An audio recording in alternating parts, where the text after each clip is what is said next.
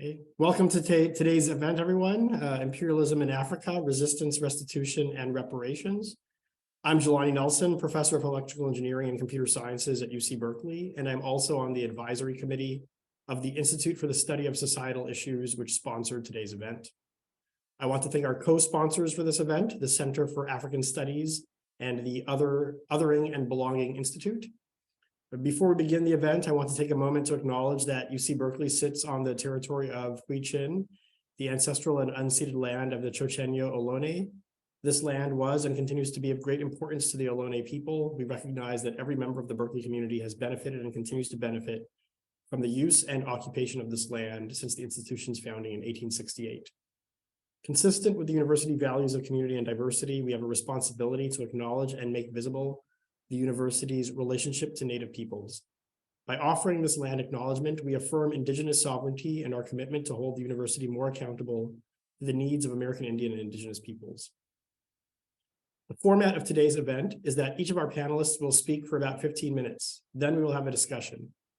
If you have a question, please use the Q&A feature. I will ask those questions on your behalf. And now it is my pleasure to welcome Adekeye Adebajo, who is a senior research fellow at the Center for the Advancement of Scholarship at the University of Pretoria, South Africa. Like all our speakers today, he has a distinguished record of academic publications and also contributes to public scholarship. To save time, I won't be giving lengthy introductions today, but you'll find links in the chat to learn more about each speaker. Welcome, Dr. Adebajo. Thank you. Thanks very much. And good morning, I guess, to the Americas and the Caribbean, and good evening to the rest of the world. My presentation is titled From Abuja to Durban, African Resistance, Restitution and Reparations for European Imperialism. Only 13 kilometers separate Africa from Europe through the Straits of Gibraltar, but this proximity has not led to a good neighborliness policy. Instead, you've had a European prosperer basically exploiting an African Caliban. This presentation argues that Pan-Africanism was the ideology of primary resistance used in fighting slavery and imperialism. Restitution and reparations are more contemporary struggles in Africa, which have curiously not enjoyed as much public and civil society support or spurned civil society movements across the continent. However, this issue has seen some mostly intergovernmental-led efforts: the Abuja Proclamation of 1993, the Accra Declaration of 1999, and the Durban Declaration of 2001. So I'm going to go through these various processes, as well as examine the ideas of three prophets of reparation: Nigeria's Adekeye, Kenya's Ali Mazrui, and South Africa's Thabo Mbeki. Slavery was undoubtedly Europe's original sin against Africa. European locusts, slavers, merchants, missionaries, and imperialists arrived in Africa in the 15th century, and for the next 4.5 centuries basically ravaged and pillaged the continent. The slavers involved 7 European countries largely: Britain, France, Portugal, Spain, the Netherlands, Sweden, and Denmark. Colonialism was the continuation of slavery by other means, with enslavement having dehumanized Africans globally and provided the racist justification and administrative and economic methods to implement colonialism. As Adekeye noted, the Nigerian historian I mentioned earlier, one lesson European imperialists learned from the transatlantic slave trade was the centrality of labor, and African labor was thus ruthlessly appropriated and exploited in mines, on farms, and through taxation and draconian labor laws. African trade, industries, entrepreneurship, and crafts were also systematically destroyed by European colonizers.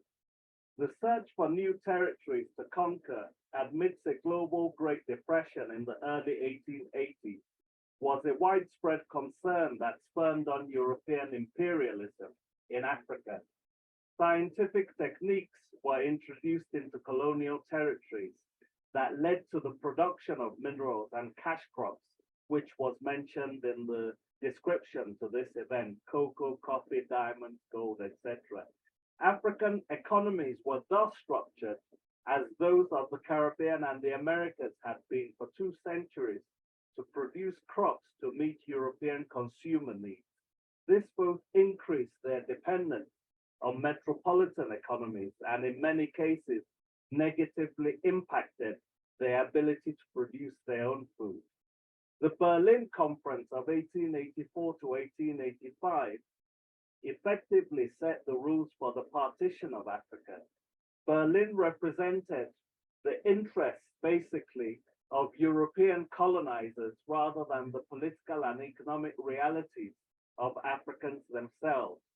The European curse of artificial nation states thus caused untold suffering to Africa, which is still being felt today. Unviable dependent states, 16 landlocked countries, artificially imported political systems, balkanized and insecure borders. The German Chancellor and sorcerer Otto von Bismarck and his European apprentices thus employed the wizardry of the technology of the Industrial Revolution to oversee the partition of Africa. These events triggered the start of one of the most sordid episodes in European imperialism, with, for example, Belgian colonial authorities overseeing forced labor on rubber plantations, which led to an estimated 10 million Congolese deaths. It would be hard to find in history one single conference that had had such a devastating impact on the political, economic, social, and cultural life of an entire continent as the Berlin Conference. Another atrocity was committed by the Germans in Namibia between 1904 and 1908. Indigenous groups waged a courageous resistance, but were simply overpowered by German cannons, machine guns, and bayonets. The Herero were defeated at Württemberg, resulting in floggings, mass executions, and hangings. Forced into the Kalahari Desert, many died of starvation and thirst. The survivors were carted off on cattle trucks into concentration camps where thousands died from slave labor. Inmates were forced to scrape the flesh of their own kin and boil human skulls, about 3,000 of which were sent off to Germany for pseudoscientific experiments. The Nama uprising was equally ruthlessly quashed, with the rebels locked up in cold death camps on Shark Island. By 1908, an estimated 90,000 people, 80% of the total Herero and 50% of the Nama population, had been massacred in the 20th century's first genocide. And this was, of course, the grisly death rehearsal to the Nazi Holocaust 2.5 decades later. The resistance to European imperialism, like that to European slavery, was at first significantly led by Africans in the diaspora. So Trinidadian lawyer Henry Sylvester Williams organized the first Pan-African conference in London in 1900. And between 1919 and 1945, 5 Pan-African congresses were organized in American and European cities, led by African-American scholar activist W.E.B. Du Bois, and also the towering Trinidadian intellectual activist George Padmore. Jamaica's Marcus Garvey was meanwhile mobilizing millions of Black Americans across the country with his Back to Africa movement. One of the most effective and more recent struggle against European colonialism was that waged by the Congressional Black Caucus and the NGO Trans-Africa, led by the recently departed Randall Robinson, which basically forced the Reagan administration to impose economic sanctions on the racist apartheid regime in 1986. In the African context, late Nigerian historian Adekeye argued for a central focus on the transatlantic slave trade due to its links with both colonialism and neocolonialism. He was a member of the Organization of African Unity's Eminent Persons Group on Reparations of 1992 to 93, which demanded that the West recognize the moral debt to Africa and its diaspora for slavery and colonialism and pay full monetary reparations. Ajayi noted that discussions about the contributions of the slave trade to the West industrialization have often been neglected and criticized the ambiguous or indifferent attitude of many African scholars towards the whole issue of reparation. He further explained that about 1 million Africans had actually died fighting for their European colonial masters during the two world wars. And so he asked for four key measures to achieve reparation. One, domestic education and mobilization in African societies. Two, documentation and research on the cost of slavery and colonialism. Three, making a cogent case for African reparations. And four, detailed calculations of the costs being put before the United Nations. Our second prophet, Kenyan scholar Ali Mazrui, also came up with 5 concrete acts of restitution. First, Western material and moral support to democracy in Africa and reducing Western support for African tyranny, people like Mobutu. Second, Western reduction or elimination of economic impediments to Africa's socio-economic development by, for example, annulling Africa's debt. Third, assisting Africa to overcome socio-cultural obstacles to democratization by, for example, backing more strongly the women's empowerment in areas like governance and development.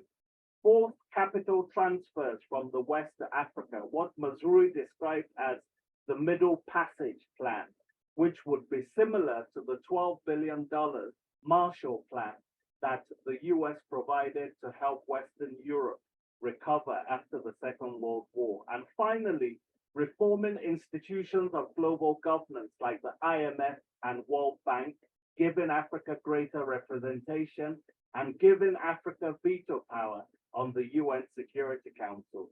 Mazrui noted that it was Africa that had shifted the focus of restitution from a diaspora demand to a global movement for reparations for the Black world. He was part of the same OAU Eminent Persons Group I mentioned earlier, established in Dakar in 1992, along with Adekeye and the Jamaican scholar diplomat Dudley Thompson. The group met again in 1992 and 1993 in Abuja, and it was co-chaired by the Nigerian multimillionaire philanthropist Moshood Abiola, who had sponsored the first reparations conference in Lagos in December 1990. But this movement unfortunately lost steam after the Nigerian chair of the OAU ended in 1993, and the movement's main financier, Moshood Abiola himself, was to run for president and then die in 1998, denied the chance to take up his mandate. 2 more low-key reparations conferences were held in Benin and Missouri in 1999. The Abuja Proclamation of 1993 was visionary in calling for the return of looted African artifacts, which is now happening by France, Germany, and Britain. And it called on the OAU to grant observer status to diaspora groups working on restitution, requested the right of return for people from the diaspora. An African World Reparations and Repatriation Truth Commission was also held, largely civil society in Accra in 1999, and they made similar demands, but also asked for $777 trillion in reparations from the West, and also for African traditional leaders to make land available for diaspora returnees.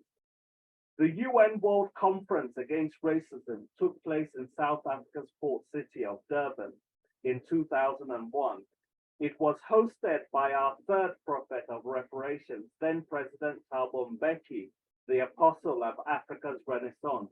And as a young student, Mbeki had imbibed the activism of Martin Luther King, the scholarship of Frantz Fanon, and the poetry of Langston Hughes.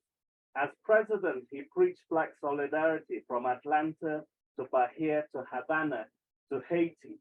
And like Mazrui, he called for the reform of institutions of global governance to be more equitable for Africa. An important achievement of Durban was to declare slavery a crime against humanity. The transatlantic slave trade was termed an appalling tragedy of abhorrent barbarism that should always have been a crime against humanity. Durban also argued that colonialism had resulted in the racism and suffering that has endured into the contemporary age. The declaration pushed for the inclusion of the history and contributions of Africa into global educational curricula, as well as fully integrating into public services and increasing social services to communities of primarily African descent. While Durban did not change the world, it helped to lay the foundation for contemporary Black Lives Matter-led racial struggle, which culminated in global protests, anti-racism protests in 2021. So let me end, Chair, by noting that one of the most important recent developments in terms of restitution is the agreement of the German government to pay 1.1 billion euros to the Namibian government for the genocide in Namibia over 30 years. And Berlin also apologized after over a century to the Herero and Nama for these crimes. In December 2022, the Netherlands also announced that an apology for Dutch slavery globally and established a 200 million euro fund to raise consciousness and address the lingering impacts of slavery. With the more egregious abusers of Britain, France, Belgium, and Portugal, will they follow suit and start to atone for their own historical crimes against humanity? Thank you. All right, thank you so much, Dr. Adebajo. I look forward to our discussion later. So questions, please wait until later. But now let's hear from Cristina Roldão, who is a researcher at ISCTE, University Institute of Lisbon, Portugal.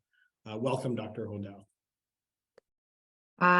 Greetings to everyone. It's a pleasure to be with you here discussing imperialism in Africa, and I'm going to talk about more about the Portuguese experience and Portuguese imperialism experience.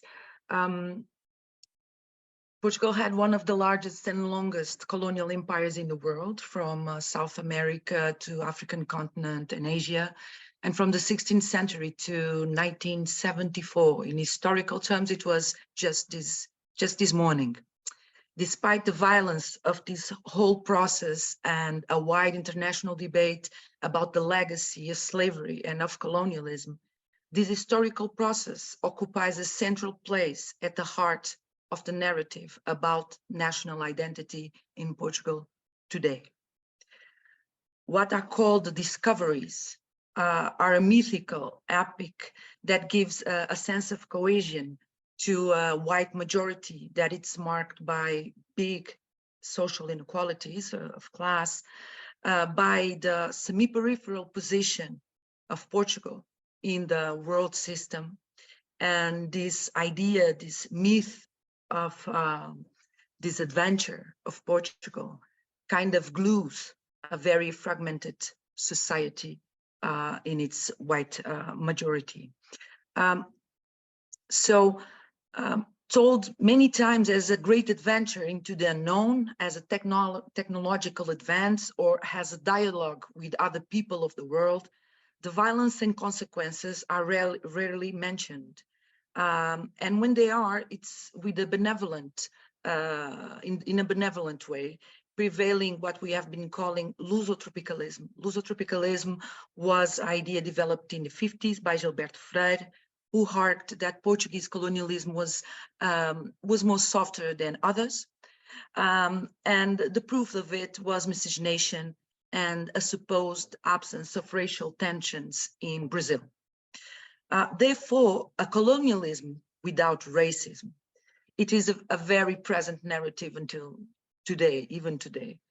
It is interesting that this narrative was created by a thinker of a former colony of Portugal, Brazil, and that it was used by Portugal in propaganda in the end of the Second World War II, when Portugal needed to present itself to the world with a new image. So in its legislation, Portugal would not use its blunt narrative about colonialism, this idea of natural mission to civilize the uncivilized, and start using in the 50s this other narrative that was about the creation of this big nation that was pluricontinental, pluriracial, and that was being, built through time.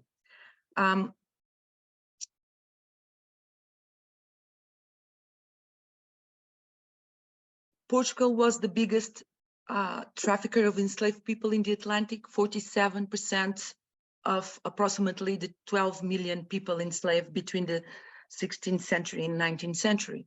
Brazil, then considered the crown of the jewel of the empire for its richest interests, was lost when it was lost.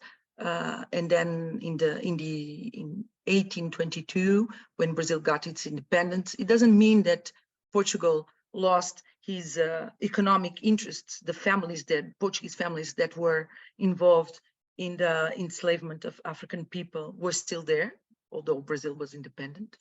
And what happened before that was a turn to Africa that was also reinforced by the Berlin Conference that Adekeye already had mentioned. So the end, Portugal took kind of a century to make abolition. It started in 1761, saying we are going to abolish the entry of new enslaved people in Portugal, but we will leave it in the colonies, and the people that were already enslaved in Portugal would keep on that status. And just a century after that, 1869, Portugal will actually end to abolish slavery in all its empire. We must know that in Portugal we didn't have an abolitionist movement. It was made much by international pressure, and it was only made when it was possible by legislation to transform what was enslaved work into other forms of coercive work. Often, to understand the racism experienced by the Black diaspora in the Americas, we turn to the history of slavery and reinterpret it as a direct continuation of what was once one of the hugest crimes of humanity, transatlantic slavery. For the diaspora in the European context, and here I'm talking about my experience in Portugal, the process of colonization of Africa that would start in force with the Berlin Conference, in a continuity of slavery, it would be extended until the 70s, with the effective occupation of Angola, Cape Verde, Guinea-Bissau, Mozambique, and São Tomé e Príncipe. To illustrate the importance of this historical process, I only need to say that, in Portugal in this moment, people that are aged more than 50 years old were born in the colonial time. It's more than 40% of our population. I can say also that a part of these people were born and are African and are Black, the generation of my mother. And one part of this population, the white population, in a country of 10 million people, that it's the population in Portugal, 500,000 of them were returnees from the colonies that had to came to Portugal when the liberation movements wars started. 500,000, and from those 10 million, 1 million of men were forced to go to war in a 13 years colonial war in Portugal. So in 3 fronts in Africa, Mozambique, Angola, and Guinea-Bissau.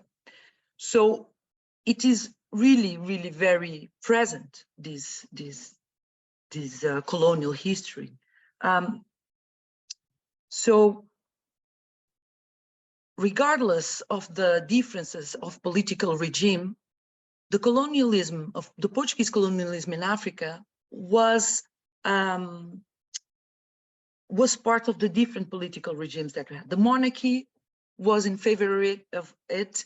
The first republic that we had, that it was not long, it was like 20 years between 1911 and 1926. They also legitimated the new regime, the new republic regime, saying, well, the colonization of Africa is a chance for modernity, is a chance to be compared with our big empires, with other big empires in the rest of the world. So it seems that there's a contradiction, you know, equality, fraternity, and liberty with colonialism, but in Portugal, it really went hand in hand. And then the dictatorship times that started in 1926, but really would be reinforced in the 30s until 74.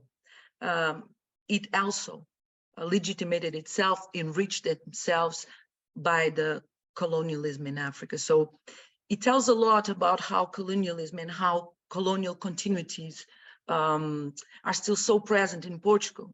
It has really, it is really connected with the national identity. It is a system that the different parties, the different political, ideological parties, in the end, have some stake on it. At the beginning of the 20th century, with the slave labor having been abolished, numbers of pieces of legislation emerged in order to institutionalize, on the one hand, legitimate forms of coercive work for the great mass of Black population. I'm sorry, there are some pop-ups coming in my computer. But also forms of limiting the social mobility of the minority of the middle-class Black families. They were a minority, but the state and the petit bourgeoisie and la bourgeoisie that were white in the colonies and in Portugal didn't want them to progress. They could have some privileges, but not all the privileges like white people. But what this kind of dispersive pieces of legislation that came still in the monarchy, but then in First Republic, but that would be integrated in a big legislation matrix that was Ato Colonial and that was Estatuto do Indigenato. It really was completed in the 30s. And then we have this separation of the population, this division of the population in 3 big categories. One, and I think that it is so important to understand racism in Portugal. One that was meant to refer to the majority of Black people in the colonies that were the indigenous, that didn't have citizenship rights, and that could be subjected to coercive work. And coercive work mean working for the state in mines, in public construction, but also their work be rented to international companies, like in South Africa, for example, or to Diamang that was in Angola.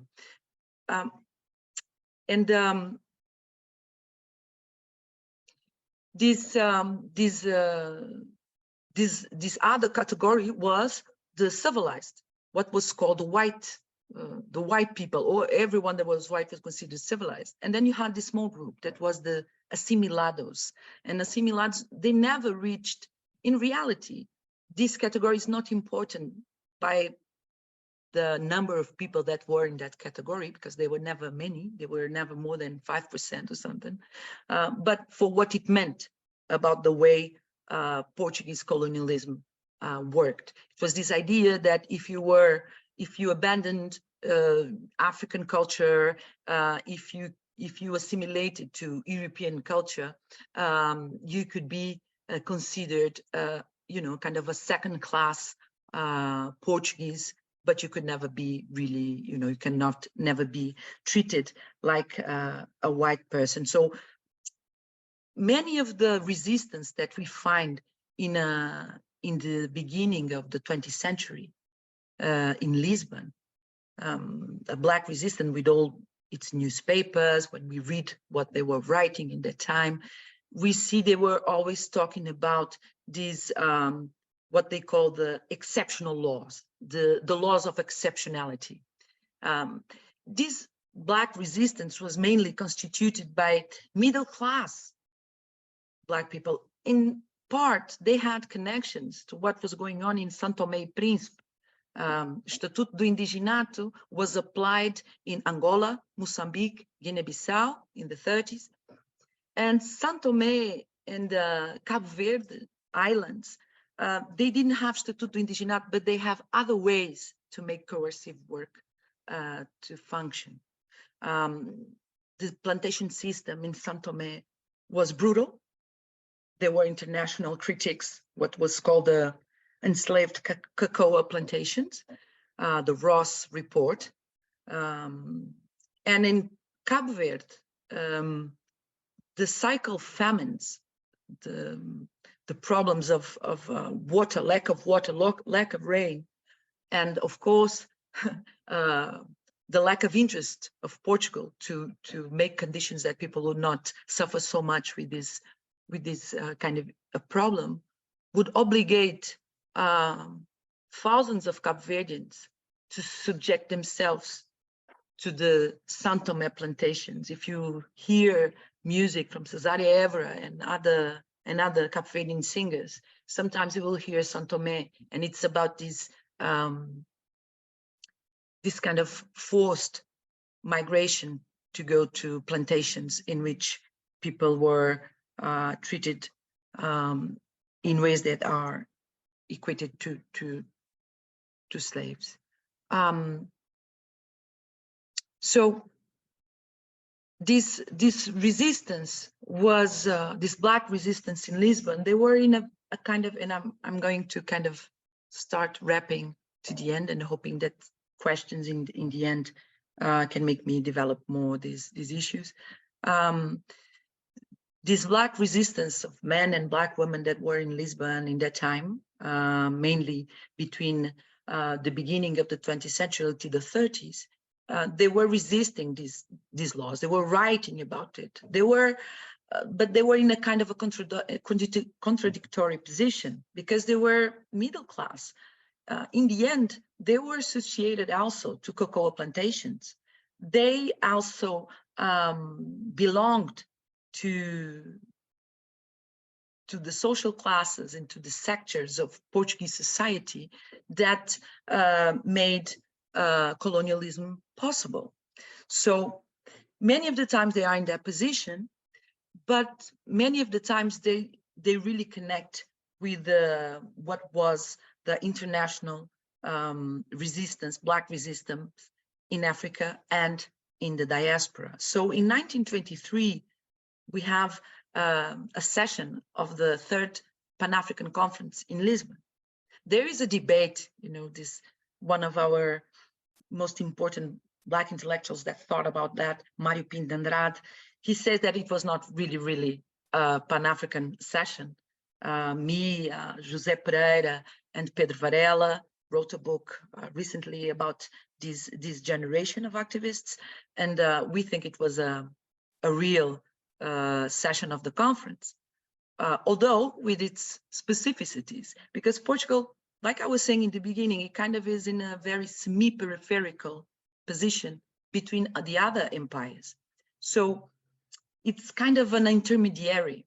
So when we see what was happening in 1923 in the conferences, you know, the Du Bois and the African-American side, the Blaise Diagne and the French, the Afro-French side, and what was happening also in the colonies and what was called in that time the nativists movements.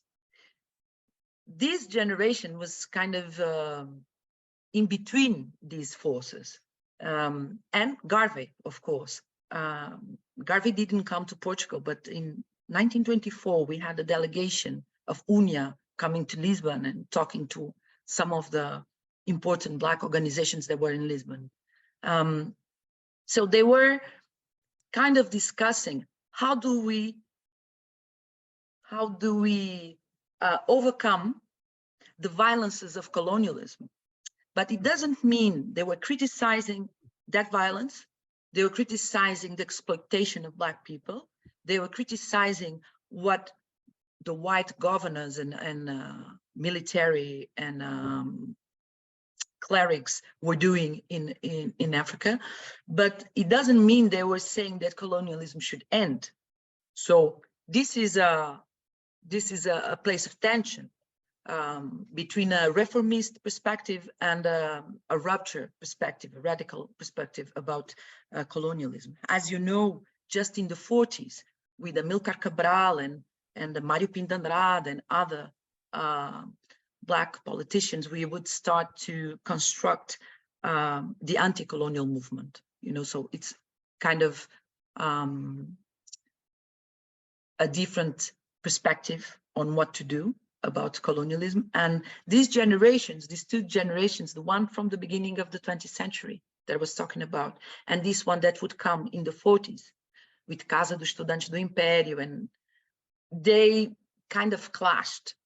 And we have some documents about that, those clashes between these two generations, but also they had a lot of bonds, family bonds, political bonds. So it's kind of interesting to see the points where there are ruptures, but also a lot of continuities between these two generations that were in Lisbon. And when I'm saying in Lisbon, I don't know if for all of you that are listening to this, if you kind of get why I'm signalizing this is not because I don't think that of course, I think we must have a Pan-African perspective on it, but many of the times when we are making this discussion in the European context, in the Portuguese context, and talking about Black resistance, they put you in, Dr. okay, Roldão, I'm ending, I'm almost, yeah. But we'll come back in the Q&A section. Yeah, they put it on the African studies, like it's not part of European history. There's no Black Europeans in the past, so we are always having to underline this aspect. Thank you a lot for your attention. Oh, yeah, thank you so much, Dr. Roldão. Just as a reminder to everyone in the audience, we will hold Q&A after all the presentations, so we'll hold questions for now. And next is our final speaker, Stephen Small, Professor of African American Studies and Director of the Institute for the Study of Societal Issues here at the University of California, Berkeley. Welcome, Dr. Small. Thank you, Jelani. Thank you to the panelists for two excellent papers. In Great Britain today, most discussions of reparations focus on slavery and its legacies. British imperialism is mentioned, but does not figure in discussions to the same extent as slavery. And we never hear the demand reparations for imperialism. Scholars of slavery say little or nothing about the distinct reparations needed for imperialism. And scholars of imperialism say little about reparations per se. There are few systematic attempts to compare legacies of slavery with legacies of imperialism, or to consider the implications for reparations and restitutions because of imperialism. British slavery lasted from the 1560s until the 1830s. And after that, British imperialism lasted for far more than another century. During slavery, the British occupied little more than beachheads along the vast contours of the African coast. After slavery, the British state and British companies consolidated, intensified, and expanded the economic exploitation, political domination, and social subordination of Africans inside Africa. These activities over and beyond slavery should be a primary focus of reparations. And today, I focus primarily on British imperialism in Africa. There are many reasons to research and demand reparations and restitution for British imperialism, as well as British slavery. First and foremost, a focus on imperialism makes it clear that British abolition of slavery in the 1830s absolutely did not free Black people. Black people got no apology, no compensation, no opportunities for freedom or equality, neither in the British colonies in the West Indies, nor amongst the Black population resident in Britain. White people who owned West Indian enslaved people got £20 million compensation.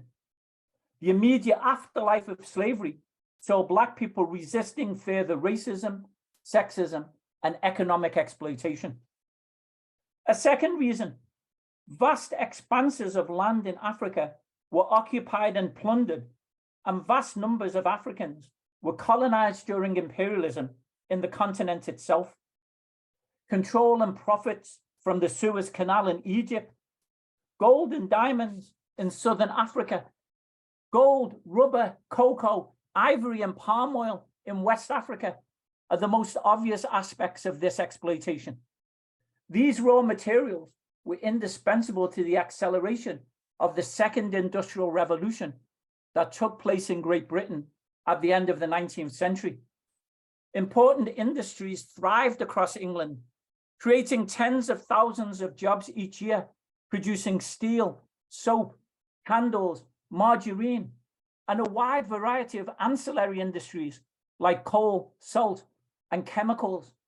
None of this was achieved without the products of African labor in West Africa. At the same time, exports from West Africa were matched by imports into West Africa from Britain. Exports into Africa included metalwork, metalware, tobacco, firearms, gunpowder, and alcohol. Surprisingly, salt was also exported to West Africa because even though it was available there, it was cheaper and more plentiful in England, and there were profits to be made by British companies. Labor was exploited in West Africa on plantations, farms, in cities, and on ships. Racial discrimination was extensive. Racial segregation was legal. Pay for Africans was far lower than for whites, whether on land or at sea. And the British military in West Africa prevented African men from supervising or giving orders to white men. Africans always occupied subordinate positions. And British imperialism was not simply about economics or profits alone. One of the primary goals of colonizing West Africa was to prevent Germany and France from getting there first. In that regard, though, the British failed. Tens of thousands of West Africans died during imperialism from the violence and wars of British invasion, like the Anglo-Ashanti Wars in the Gold Coast and the so-called Hut Tax War in Sierra Leone. More Africans died from deadly diseases that the Europeans brought with them to Africa, like smallpox, tuberculosis, and cholera. All these atrocities demand restitution. Third, far more physical legacies of British imperialism are visible in our lives today than are those of slavery. The statues, houses, and buildings created during slavery are mainly gone, while those created during imperialism are still here, such as the statues of Winston Churchill and Robert Napier in London, statues of William Ewart Gladstone and Alfred Lewis Jones in Liverpool, as well as the statue of Robert Baden-Powell in Poole. The statue of Edward Colston in Bristol, which has attracted more attention in Britain than any other, is dedicated to a slave trader. although the statue itself is an imperial creation erected in 1895. A fourth reason, one of the most prominent demands across British society today, under the rubric of reparations, is the demand for the return of precious jewels and important social, cultural, and religious artifacts. But the vast majority of artifacts are not from the enslaved colonies in the West Indies, but they are from Africa, acquired during imperialism. Most notably from West Africa are the Benin bronzes from the so-called punitive expedition in 1896. There are also precious items from the British siege of Magdala in Ethiopia in the 1860s. And most precious of all, the Cullinan diamond from South Africa, presented as a gift to the British royal family shortly after Queen Victoria died. 5, the Black population in Britain today is overwhelmingly a direct legacy of imperialism and only indirectly of slavery. That's because during British slavery, the British primarily forced Africans into the Americas and the West Indies and prevented Africans and Black people arriving in England. But afterwards, during British imperialism, the British government and companies invited and recruited hundreds of thousands of West Indians into Britain. When British slavery ended in the 1830s, the Black population in Great Britain was minuscule, tiny. It's only 2% today. It became smaller and smaller in Britain until the 1940s. And that's when Britain invited what is now called the Windrush generation. Over the following decades from the 1940s, several 100,000 West Indians arrived and settled in Britain, including my father, who arrived in Britain in Liverpool in the 1940s. This would never have happened. There would not be this number of Black people in Britain if not for the labor shortages that resulted from the Second World War.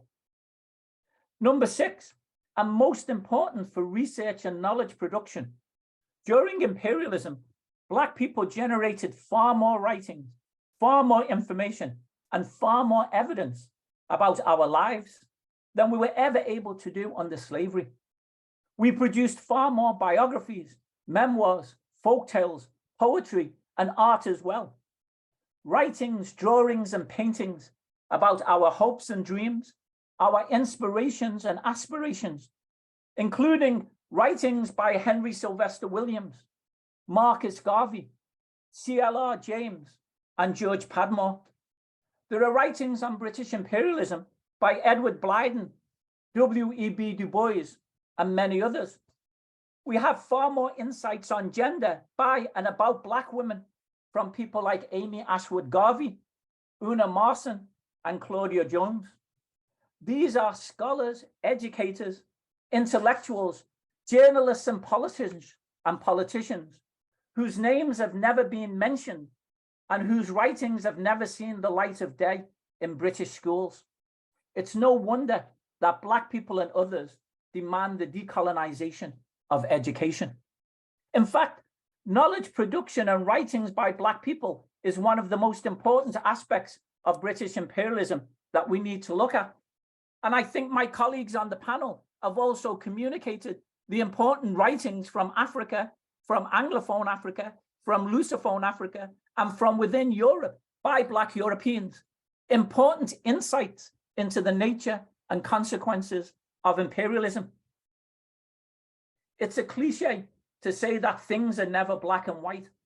But when we compare the Black voices of anti-colonialism and Pan-Africanism with the white voices of British universities and schools, we see that things are almost entirely black and white, because Black people who wrote were almost always diametrically opposed to the pretexts and proclamations of British schools, politicians, and the press.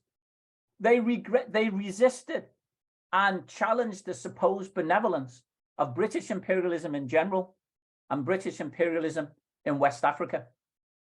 In excavating Black voices, we get direct challenges to British hegemony, supported by Black people's analysis and evidence, often with first-hand experience and articulated with passion and commitment. And some of the most profound insights were stated in simple language. And I quote, only Jomo Kenyatta and many others have said the same thing, which is that when the Europeans arrived in Africa, the Africans had the land and the Europeans had the Bible. And by the time that colonialism had entrenched itself, the Africans had the Bible and the Europeans had the land. And I know many others have said that. In a recent publication called the Pan-African Pantheon, edited by my colleague on this panel, Professor Adebajo, he argues British explorer David Livingstone described colonialism in the apparently benign terms of the 3 C's: commerce, Christianity, and civilization. Adebajo argues the more malign 3 P's are more accurate: profit, plunder, and prestige. It doesn't get more black and white than that, pun intended. It would be remiss of me not to mention my home city, Liverpool, which was deeply immersed in all aspects of British colonialism and British imperialism. The city led many imperial activities and profited in multiple ways from every one of those activities. Businessmen and politicians got rich on imperialism. The city built institutions like the Liverpool School of Tropical Medicine, the first school of tropical medicine in the world, which was designed to turn the white man's grave in Africa into the white man's garden based on the exploitation of African labor. And they largely succeeded. Malarial mortality rates plummeted, declined dramatically. Museums in Liverpool house hundreds of thousands of artifacts from across the British Empire, including thousands from West Africa. The Benin bronzes also are held, many of them are held in Liverpool museums. In fact, the so-called punitive expedition of 1896 that acquired the bronzes was led by a Liverpool local lad, Harry Rawson. Liverpool University profited from imperialist benefactors, after whom the university named many buildings and professorships. And Liverpool too has its own imperial statues, street names, and buildings, many of which hold pride of place in the city. Let me conclude. The vast array of activities that unfolded during British imperialism, including many that I mentioned today, are typically subsumed under the rubric legacies of slavery. I believe this is unsatisfactory. The point is that while imperialism is a direct legacy of slavery, imperialism itself created its own extensive legacies and opened up patterns of invasion, occupation, exploitation, and appropriation that cannot be explained by subsuming imperialism under slavery. These patterns have unique implications for reparations and restitution. British imperialism made the state, business, and families rich. It made politicians powerful and influential. And it ushered in new governments, new families, and new individuals not previously involved in slavery. Cecil Rhodes, William Lever, and Winston Churchill were all born long after British slavery ended, Finally, today, I've mentioned only the British Empire and mainly West Africa. But clearly imperialism is far bigger than that, as my colleagues on the panel have strongly demonstrated in terms of the many other European nations that were involved and the many countries across the African continent that were also involved. And I'd suggest that my arguments with regard to British imperialism apply mutatis mutandis in these other European colonialisms as well. Thank you. All right, thank you so much for that, Dr. Small. So we're going to now begin with the Q&A session. And we have a few questions from the audience, and audience members, please feel free to ask more questions. And maybe I'll start with my own question first to get things kicked off. Again, I'm a computer scientist, so this is not my area of expertise. I'm asking as a layperson, but I couldn't help but feel myself a little bit like a hypocrite in the beginning, because I talked about, I'm a Berkeley professor, from the UC Berkeley perspective, there was the land acknowledging that, our campus itself is on the land, the ancestral land of the Chochenyo Ohlone people, which is great to acknowledge, but it's, I can't help but think, like, should it go beyond acknowledgement into actual action, right? It's a similar case where our campus, the campus I'm sitting in right now, is also, this is land that was taken from others, right? So, and so what should we do? Like, what should the actual action be here and there? So I don't know, this is maybe a broad, vague question, but maybe it's a bad analogy. I'm curious to hear your thoughts on this. Anyone who wants to take it first. Can we take a few questions if possible, and then we can take. Oh, okay, sure. Okay, so let me read some of the questions also from the audience. We had questions from Pamela Denise Long. We had 3 questions.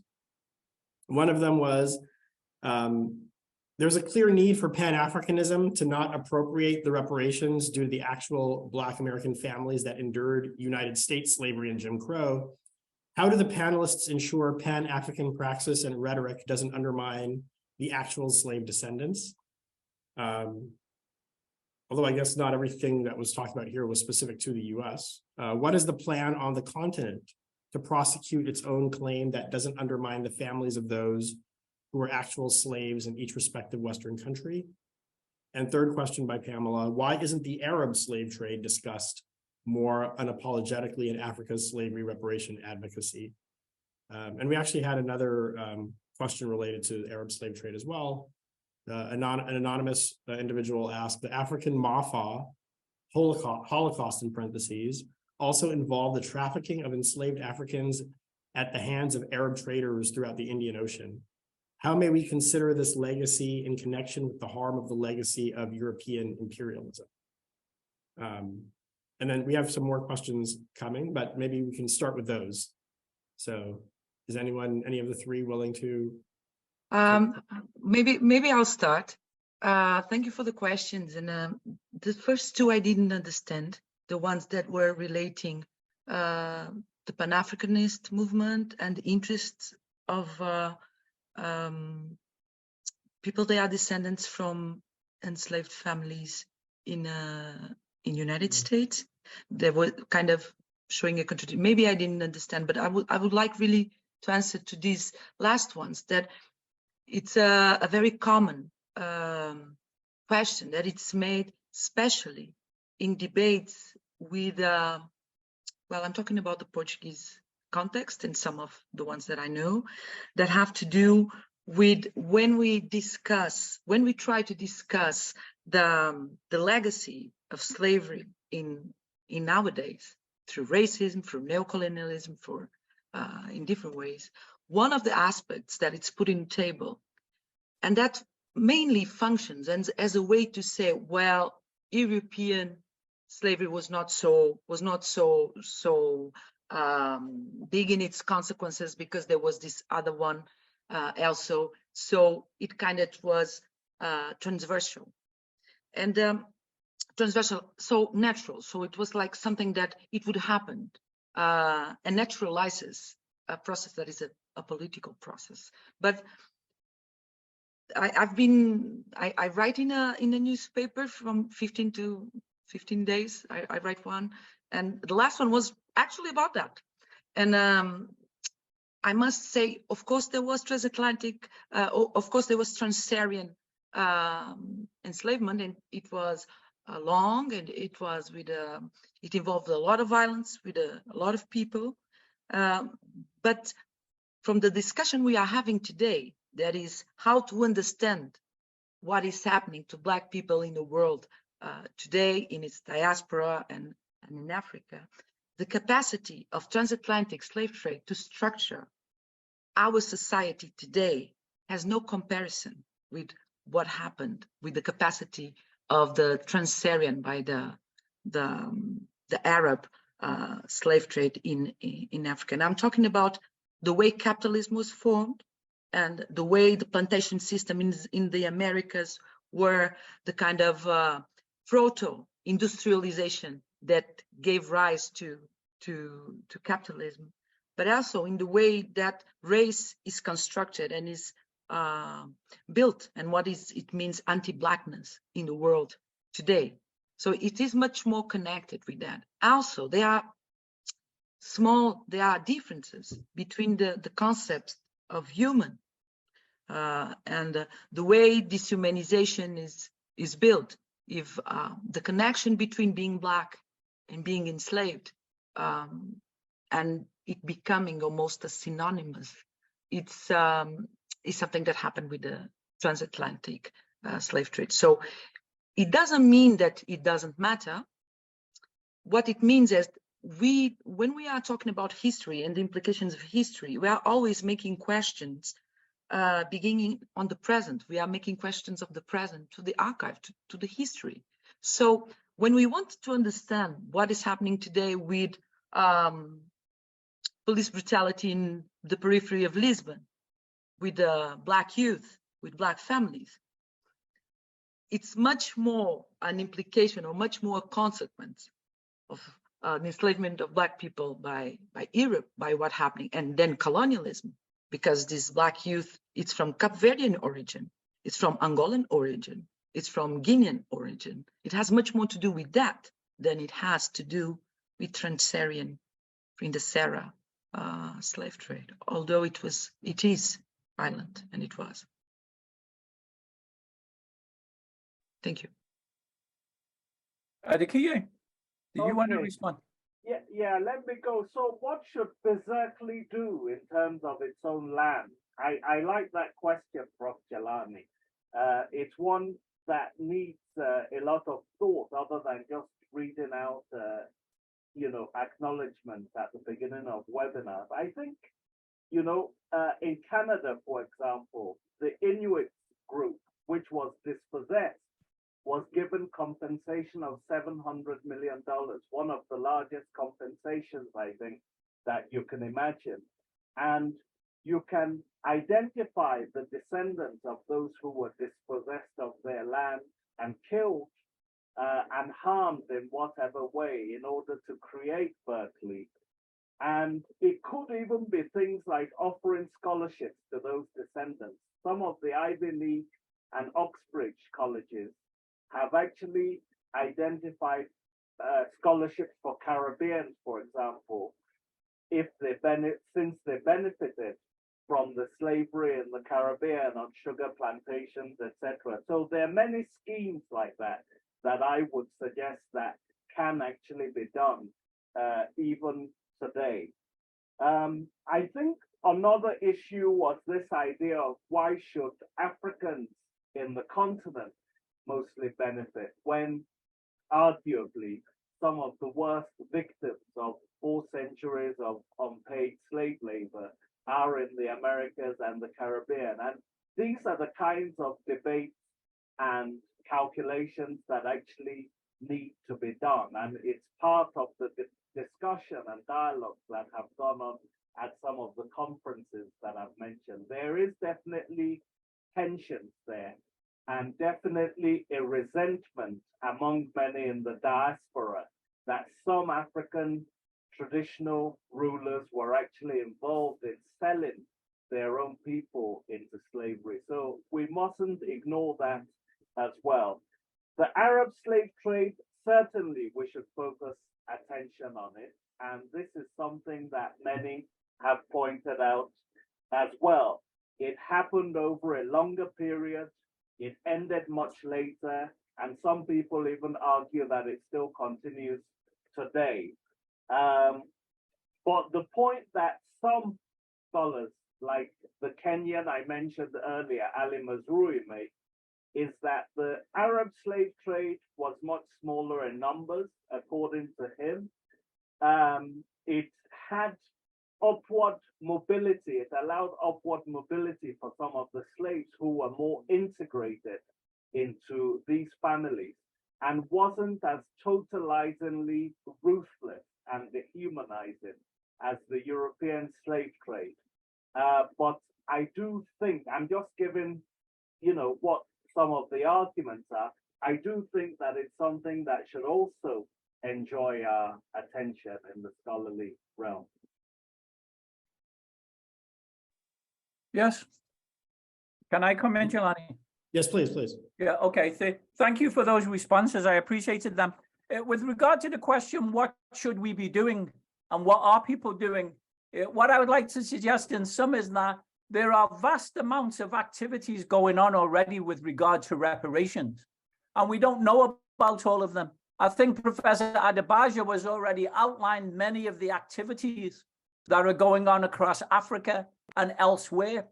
And what he failed to mention, perhaps in his modesty, is that he's currently editing a book with more than 25 chapters by specialists around the world, including in the US, the West Indies, South America, and Latin America, and Africa.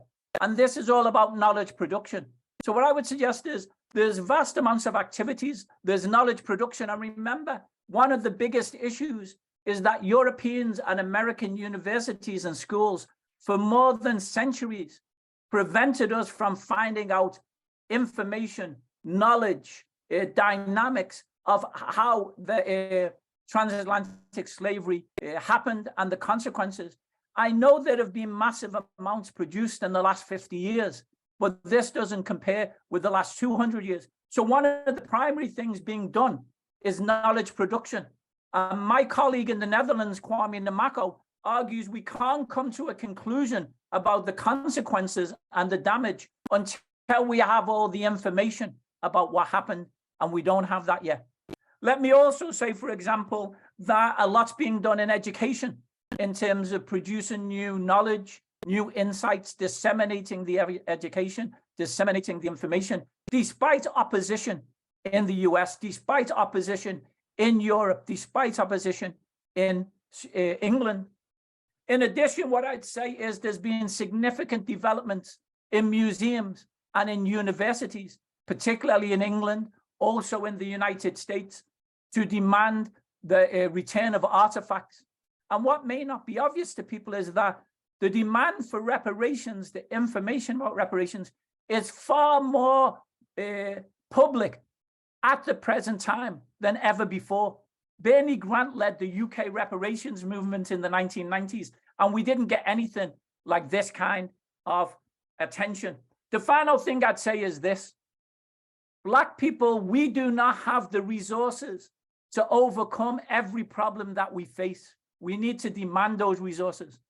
And I would suggest that reparations is not the primary issue of concern for the majority of Black people. Maybe I'm wrong, but what I would suggest is this: there is a Black Lives movement, a Black Lives Matter movement in every nation in Western Europe, including Portugal. And those movements mention reparations, but they're dealing with issues, as Professor Roldão pointed out, in the here and now and the present: inequality, discrimination in immigration, police violence and police murders. So we have to bear this in mind.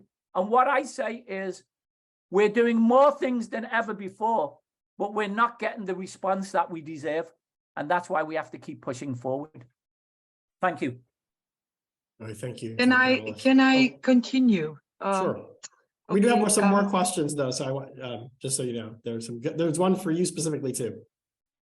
So just to in continuity with what was said by my colleagues. So well, we can understand this debate in a more broader or in a more specific way.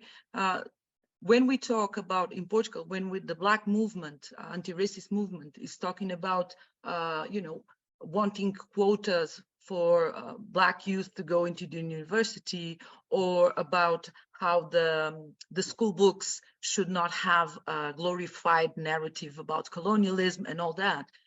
Many of the times we put that in reparations for political policies of reparation of what was colonialism. we talk about historical debt to the reason why so many Black people are poor in the periphery of Lisbon is not because they fall from the sky and were, and just came into the proletarian sector. It's because from several generations we could not have property, we could not accumulate, we were disenfranchised. So that's why we are poor today. It's not because there was this kind of aleatory distribution. So many of the times when we are discussing this, because we cannot have a way of making this discussion about equality without resisting to a liberal perspective, that it's this, well, everyone becoming middle class. So if everyone becomes middle class, that's okay. That's the kind of equality that we want. We make a discussion many of the times about historical reparation that has,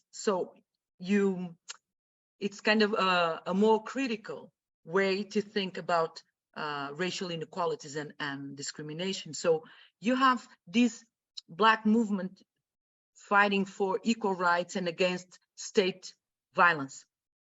You also have it's not just Black, it has several people that it's about monuments and about the way Portugal constructs its own national identity through museums, through books, through political narrative. So you have this kind of discussion. It is not many of the times a discussion that is pushed by the Black movement, but through different sectors of Portuguese society. You have also all the movements that are giving attention to what is happening in the Mediterranean. With the refugees, they are coming from Africa and trying to get in Europe, and Europe closes its borders and let people die in the Mediterranean. So this is, for me, it's important to think about that, all this as reparation politics. It's not just a humanitarian act. It is to Europe to solve the consequences of colonialism and imperialism in the world. So the restitution of artifacts from museums, from Africa and all that, it is an issue that appears in our debate, but reparations and historical debt, it appears connected with several other issues. Okay, thank you. So we have a number of questions. Let me first take two of the questions and kind of cluster them. And also I'll say another question, which is not really a question, it's more of a statement. So let's start with the statement and see if anyone has any comments on it. This is by Ikram Warsame. The statement is, the vast majority of imperialism conferences are conducted in English, which often leads to a neglect of the ongoing colonization of France in Africa and the France-Afrique system that perpetuates oppression and undermines the sovereignty of 14 Central and West African nations. It is puzzling why the African diaspora and the African Union have not made it a priority to liberate these African countries from France's control. So there was no question, that was just a statement. Curious if anyone wants to comment on that. And let me read one more, well, two questions I'll combine together before I pass it back to the panelists. Okay, Nalova Westbrook says, a claim in popular media discourse, though quite superficial and misinformed, is that reparations must include holding the West African elite accountable for giving their brothers and sisters to Europeans. How do we honestly address the role of Africans in the Atlantic slave trade and also hold Europeans and their offspring accountable economically, politically, socially for slavery, colonialism, imperialism, and anti-Blackness? And a related question after that is on the specifics of the accountability. Specifically, this is by Sandhu Hira. What methods should we use to calculate reparations that have been used in the discussion on reparations in Africa and Portugal and other European countries? Okay, so I'll pass it to you. These were not directed at any specific panelists, so I don't know if there's a panelist who wants to take on any of this.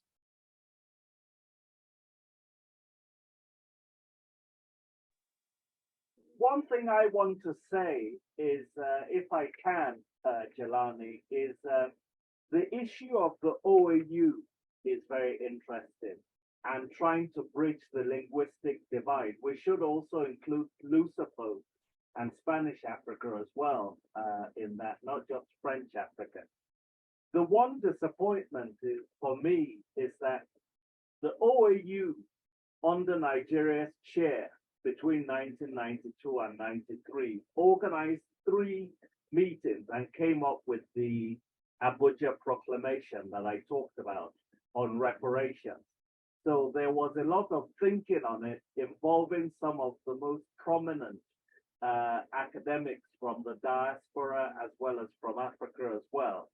And it's kind of petered out, and I can't think of a single initiative that the African Union has done on the whole issue of reparations itself. The Mbeki-Durban Declaration was done under the auspices of the United Nations. So maybe it's an issue we need to get the African Union to take up. I'm not quite sure why they haven't taken it up. They've had some diaspora initiatives like meetings between the AU and CARICOM, but even the idea of the diaspora being a 6th African sub-region has been devoid of substance and content. So I would want to argue that we need within the African Union to take the whole issue of the diaspora and reparations more seriously and to deal with it more systematically. There should be CARICOM leaders, for example, at AU summits if we want to really move the diaspora forward. So that's kind of my observation to the Francophone summit. Thank you. Do either of the other panelists want to comment?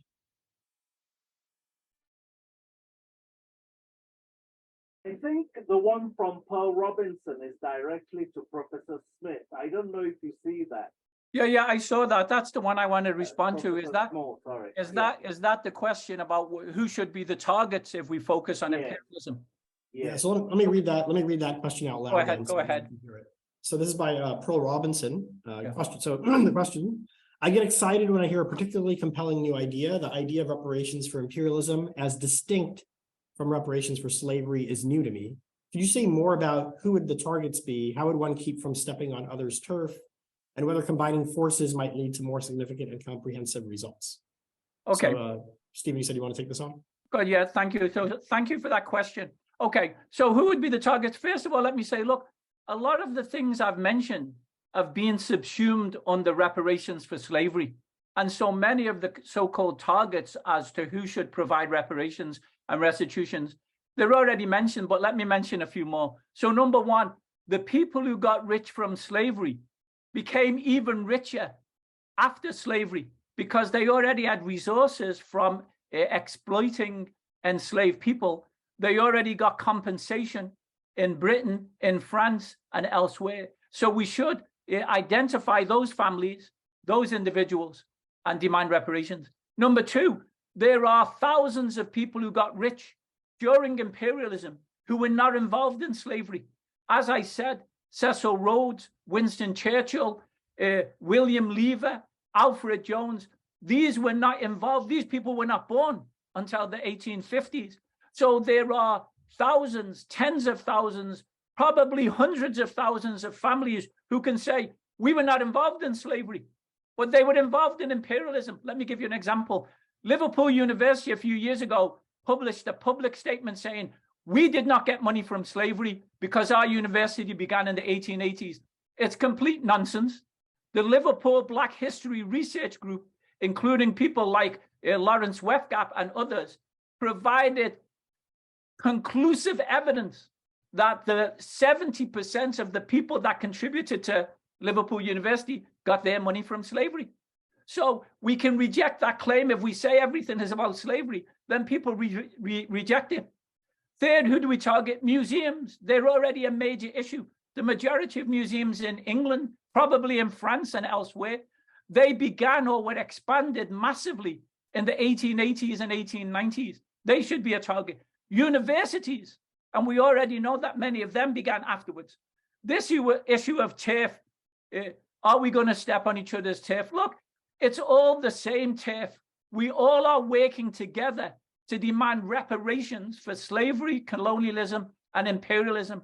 And as people see it as a turf, I think that's a mistake. I think that's not the way to go forward. And we should be discussing how do we go forward together. Okay. And my argument is that, look, different people have different priorities. One of my priorities is Liverpool, because Liverpool got 90% of the trade with West Africa. And it was overwhelmingly about West Africans rather than West Indians. And my father is Jamaican, and I recognize the damage done in the Caribbean, but I have a different priority right now. Let me end by saying this, and it may not make you happy. On a recent panel, somebody asked Hilary Beckles, how long will it take to get full reparations for slavery and colonialism? And Hilary Beckles said, look, colonialism lasted for 500 years. So it may take us 500 years. But I say that won't happen unless we keep pushing forward. Thank you. All right, thank you, Stephen. Let me take a question that's specifically asked to Professor Roldão. This is by Akasemi Newsom. Akasemi's question is, what has been the position of socialist and leftist parties toward colonialization? How do they participate in the myth of discovery? And can you recommend a book or article on this? Thank you. Probably, yeah. Okay, thank you for that question. And this question brings us again to the issue of the importance of slavery, but also of the colonialism of the end of the 19th century that goes until the 20th century. The left parties try to do, they don't make such a glorified narrative about the discoveries, but they try to do this middle position that, well, there were bad things, but there were also good things about colonialism. And they don't resist, and it's a really interesting to see the narratives. They don't resist to Lusotropicalism.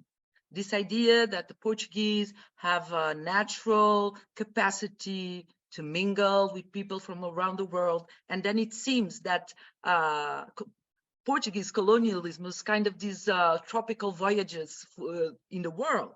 And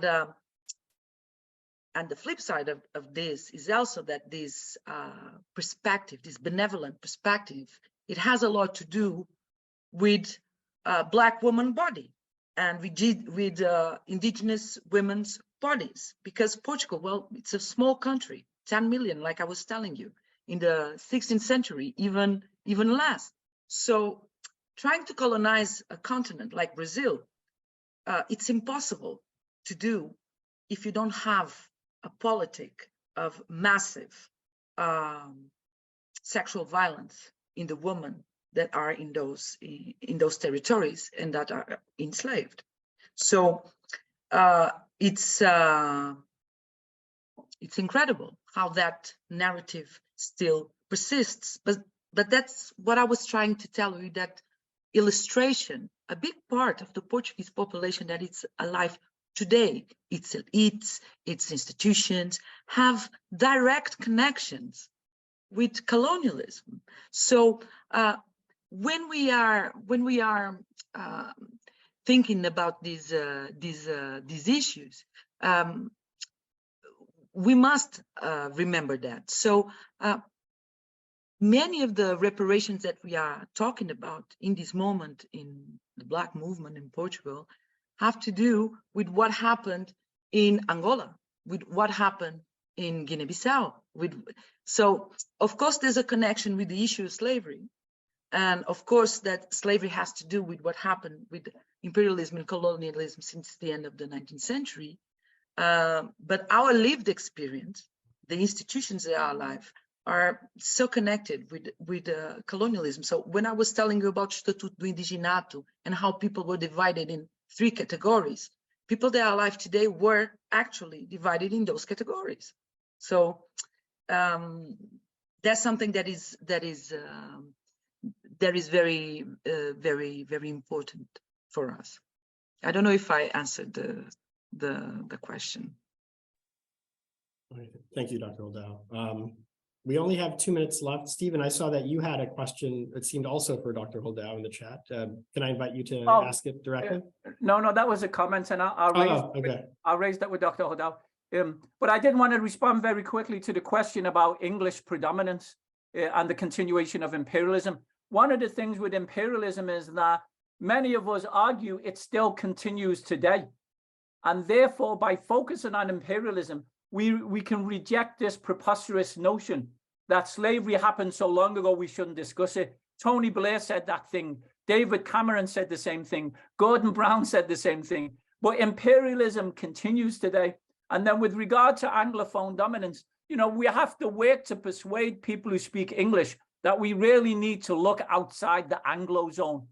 We really need to look at these other nations. We really need to look at these other languages. And central to this is collaborations. I work with multiple collaborations, multiple languages in the Black Europe Summer School.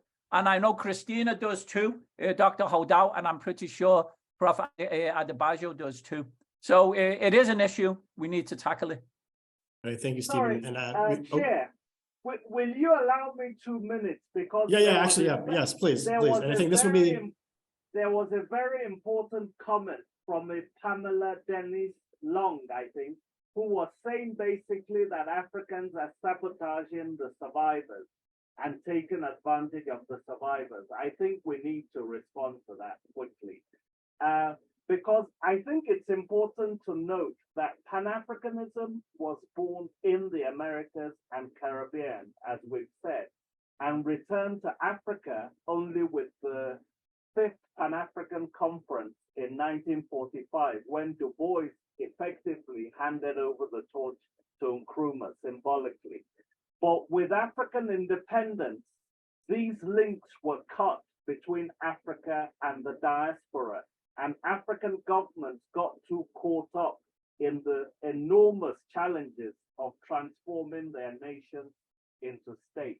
And that's where the link got caught with the diaspora. So I think, Denise, what we need to do right now is to create a Pan-Africanism of the peoples rather than a sterile Pan-Africanism of governments. And we can do it through initiatives like this, knowledge production, advocacy, and issues like that. But there are tensions between the 2.4 million Africans made up of Ghanaians, Nigerians, Ethiopians, and others who are largely middle class, a successful group that are benefiting disproportionately from the affirmative action programs that are in the US, and people like Skip Gates and Lani Guinier have spoken out against that.